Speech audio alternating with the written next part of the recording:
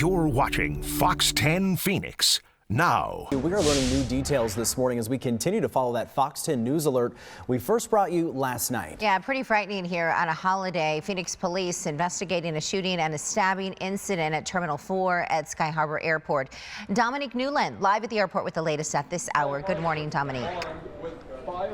Good morning. You know, an unfortunate situation, especially to wrap up Christmas for travelers. Here's a look at the scene currently. So we are in Terminal 4, but if you are headed to the B and C gates this morning, you are going to have to reroute. As you can see, this is blocked off currently to the public. Crime scene tape is up. We've seen investigators with crime scene markers taking photos all throughout the morning, especially affecting airport staff as well. Those who work in the restaurants are right behind this gate. So all of this stemmed from 9:45 last night. That's when Phoenix Police airport officers first responded to a restaurant here within Terminal 4 outside of the security checkpoints for reports of a shooting. Once they arrived, they found a group of people who got into a fight that escalated to one person pulling out a handgun. And officers found 3 victims, 1 adult female, 2 adult males suffering from gunshot wounds. Those 3 were taken to a local hospital. We're told the adult female, her current condition is life-threatening. The 2 adult males, they're listed as stable, non-life-threatening. Here's what Phoenix Police had to say about the situation earlier this morning. All 5 individuals that are involved in this incident are all known to each other. No community members or visitors were injured outside of this group individual. They did not go through TSA yet. I would not recommend bringing guns to an airport. So we're currently at one of the 3 scenes that police are investigating because last night officers, they also found an adult male with a stab wound as well as a juvenile female who were detained in that parking garage. Now currently we know no arrests have been made, all weapons have been retrieved.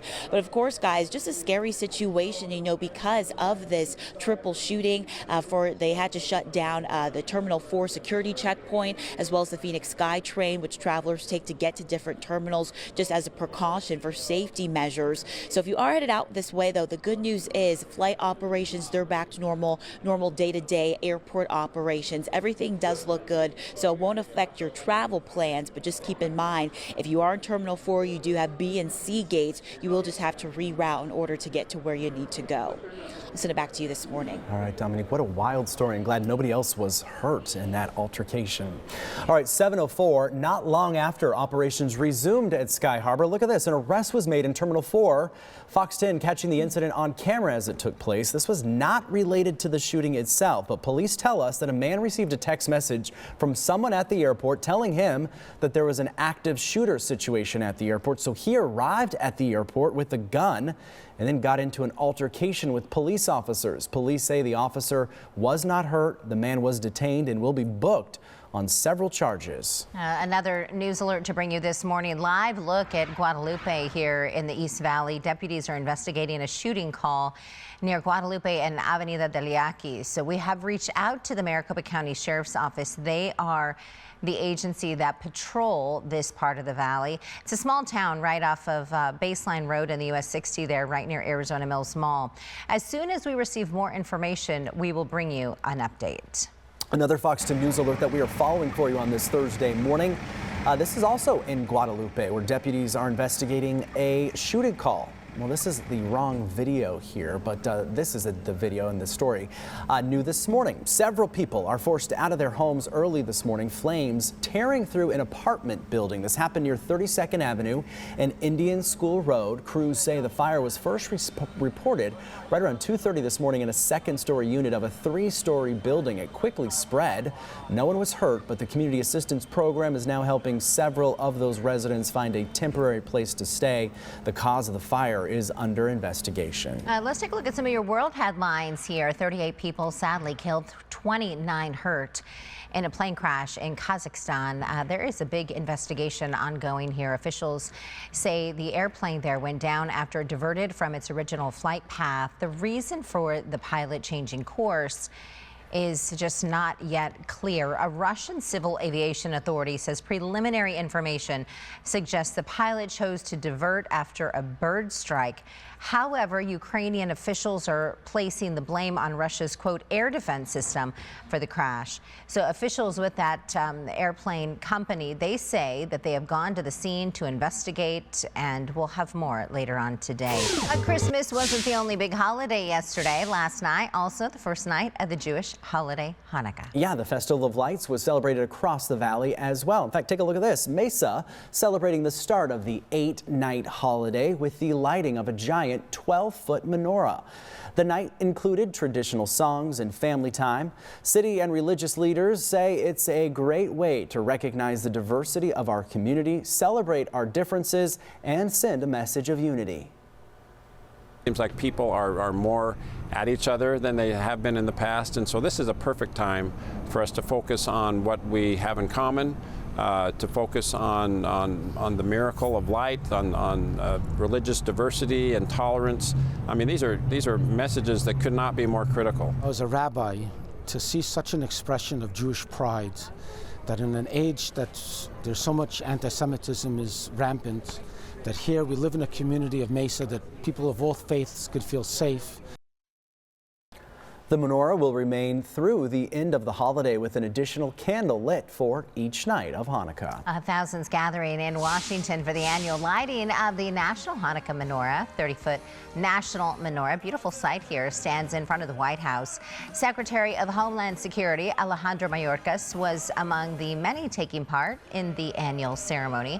The 8-night holiday ends after the sun goes down on Thursday, January 2nd. And today also marks the start of Kwanzaa. The annual celebration of African American culture honors 7 principles, one for each day. Each one teaches a lesson for families to live by. The first one is unity. Kwanzaa runs through January 1st. Well, it's the day after Christmas, which means many stores will be busy with people looking to do some exchanges, some returns, maybe looking for some good deals. Yeah, maybe that turtleneck didn't fit just right. A little too snug. Or maybe you wanted a medium. I don't know. Some shoppers may say it feels like making those returns becoming not so easy. It's actually quite a headache to get this thing done. The National Retail Federation says total returns for the industry amounted to more than $700 billion in merchandise in 2023. Nearly 1 of every 5 online purchases ends up getting returned. I mean, there's nothing like really trying it on in the store or feeling what that material is like. So some experts say retailers need to do a better job of communicating the cost of free returns on the environment. Everyone wants convenient shopping. That's just the world that we're in. And if we start to expose what some of this convenience is doing to the planet, then I think people will make informed and better decisions. The reverse logistics firm Optoro estimates almost 10 billion pounds of returns ended up in landfills in 2022. I mean, you never know what happens to the stuff that you actually return. I accidentally bought something from Target. Well, I didn't accidentally buy it. It was the wrong item. Yeah. And they were like, just keep it. Yeah, Amazon does that sometimes. I wish they would do that if I actually bought a MacBook. Hey, you know what? Just keep it next time. This afternoon, the first College Bowl game in the Valley kicks off. We're talking about the Rate Bowl is taking place in downtown Phoenix. This is such a cool time lapse. Take a look at this of Chase Field being converted from a baseball stadium to a football field. That's some hard work right there, isn't it? The Rutgers Scarlet Knights will be playing the Kansas State Wildcats in the game. The game will kick off at 3:30. A mid-afternoon game in downtown Phoenix means it could be a lot busier on some of the roadways in and around downtown. Parking spots for fans can be reserved through websites like ParkWiz or SeatGeek. Anyone who is planning to be in the area for any work or other activities, just expect it to be a little bit more crowded this afternoon. Also new this morning, a silver alert has been issued for a woman with Alzheimer's who went missing yesterday afternoon. Mesa police say Teresa Fisher was last seen around 1:30 yesterday afternoon when she left her home near Lindsay and McKellips. She is 76, 5'6", weighs 125 pounds. She was last seen wearing a pink sweater and black pants, driving a 1999 tan Toyota Camry. We do have a license plate for you this morning as well, 103 DEL. If you see her, have any information about her whereabouts, please call Mesa Police. Crews continue to battle the Horton fire burning in northern Arizona. 150 workers putting out hot spots and holding the fire lines north of Highway 260. The fire remains 15% contained. Nearly 900 acres have burned thus far northeast of Payson. Several communities remain on set status there due to the human-caused fire. Those include the Tonneau Creek Estates, Tonneau Christian Camp, Tonneau Fish Hatchery, which is not that far there from Payson, and Zane Gray Cabins. The public is asked to avoid the area. Developing stories that we're following for you this morning. Police continue to investigate a death in Phoenix. We told you about officers. They found a man with serious injuries near 3rd Avenue in Osborne around 10 p.m. on Christmas Eve. He was later pronounced dead at the scene. We still do not have many details about who that victim was or how he may have died. Police also continuing to investigate a Christmas morning homicide.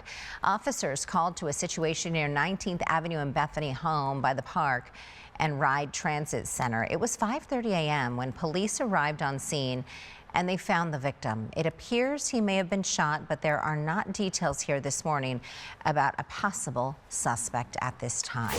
The excitement is building for ASU's debut in the college football playoff, which is now less than 1 week away. This is going to be very exciting, won't it? The Sun Devils will be in Atlanta, Georgia to play the Peach Bowl against Texas. The Sun Devils defying the odds and silencing the critics that picked them to finish dead last in the Big 12. But ASU ended up winning the conference and earning a 4 seed in the tournament. A lot of analysts and betting sites are calling ASU, though, the underdogs, but Coach Dillingham says he just can't wait to play. It's obviously there's some true statistics or facts behind why we're being picked that way, but I think that's what makes our guys special and unique. But no, it's so true. I mean, this is a true team, and we play our best as a football team, not as individuals. And I'm excited to go see what our guys can go do. Kickoff is at 11 a.m. on New Year's Day. And of course, Fox 10, we are going to have team coverage of the Peach Bowl. Both Robbie Baker and Megan Plain will be in Atlanta for the big game. We'll have live reports and plenty of pregame coverage leading up to the game.